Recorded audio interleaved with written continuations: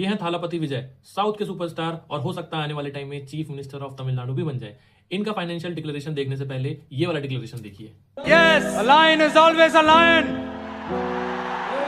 There are so many jackals and other animals in the forest, but there will be only one lion. And even if it is single, it will be the king of jungle. It is not only a description, but also a clear declaration.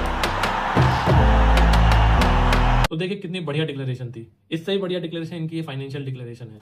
इनकी net worth है 624 crore rupees. यार south के superstar है तो इतना तो बनता है होना। इसमें सबसे इंटरेस्टिंग चीज मुझे ये लगी कि इनके पास सिर्फ इक्विटी 19.37 लाख की है और फिक्स डिपॉजिट में इन्होंने 100 CR डाल रखे हैं। इससे मुझे उसकी 1% क्लब वाले की याद आ जाती है कि जो SIP करता रहता था, बट उसने सारे एसेट्स अपने फिक्स डिपॉजिट में डाल रखे थे।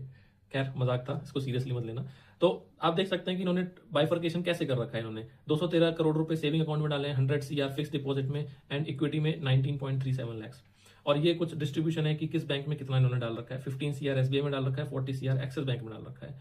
एंड ये कुछ इनकी इमूवेबल प्रॉपर्टीज हैं 220 CR और 10 residential properties 115 CR and commercial properties 82.8 CR and non agricultural and 22 CR।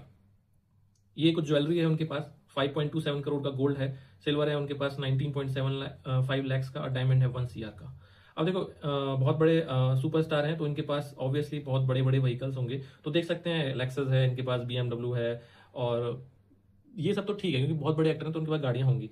But सेनापति जी इस वाली गाड़ी में बैठ के कहाँ जाएंगे। TVS की इन्होंने बिक्की ले रखी है 67,400 की, इसकी वैल्यूएशन लगा रखी है, पता नहीं कहाँ जाएंगे, देखते हैं। देखिए विजय इतने बड़े सुपरस्टार हैं साउथ के, तो ऑब्वियसली इनकी नंबर ऑफ फॉलोइंग्स बहुत है, स्टारडम भी बहुत ज्यादा है, तो उनको ये इलेक्शन जीतना थोड़ा आसान रहा होगा। बट ये सेम सिनेरियो रजनीकांत के साथ भी था, कमल हासन के साथ भी था, जो सेम इनकी तरह ही इलेक्शन में आए थे 2018-19 में कभी आए थे। बट जिस तरीके से आए उसी तरीके से वो वापस चले गए। वो यहाँ पॉलिटिक्स में कुछ ज्यादा खास नहीं कर पाए। जबकि रजनीकांत और कमल हसन की जो फैन फॉलोइंग है वो विजय से कई गुना ज्यादा है और एक्सपीरियंस और स्टारडम भी बहुत ज्यादा है। बट फिर भी वो पॉलिटिक्स में कुछ नहीं कर पाए। बट वहीं पर विजय ने 2024 में अपनी पार्टी फॉर्म करी। सिर्फ 2 साल हुए थे इनकी पार्टी फॉर्म किए हुए और इन्होंने DMK AIADMK जैसी 50 साल पुरानी पार्टीज को हरा दिया और इस टाइम इनके पास 108 सीट्स हैं। विजय खुद 2 जगह से तमिलनाडु में जीते हैं। अब आप हिसाब लगा सकते हैं कि इनकी नंबर ऑफ फैन फॉलोइंग कितनी ज्यादा है।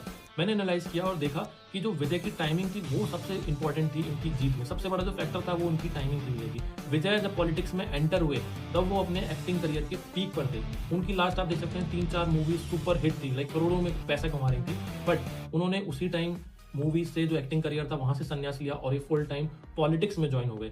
और वहीं अगर मैं रजनीकांत की बात करूं और कमल हसन की बात करूं तो वो पॉलिटिक्स में तब आए थे जब उनका एक्टिंग करियर ऑलमोस्ट जा चुका था, जब उनका उम्र बढ़ गई थी और जब उनका फिल्में ज्यादा चल नहीं रही थी, तब उन्होंने एज अ पार्ट टाइम सोचा